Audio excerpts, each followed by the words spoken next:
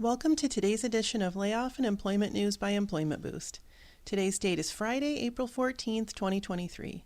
If you are an individual affected by a layoff, or if you are a company facing a reduction in force, click the link above now or in the description box below for information about our firm's outplacement support services. As the leading boutique provider of outplacement services in the United States, Employment Boost is uniquely positioned to help individuals land on their feet and find a new job quickly and effectively after a corporate layoff. Now on to today's headlines.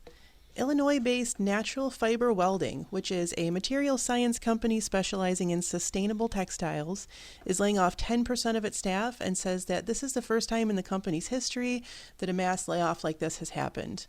They did not give a number as to exactly how many people this was going to be impacting, but it will be affecting every level of employment, and the action is being taken for economic efficiency, according to them. Also, retail furniture company RH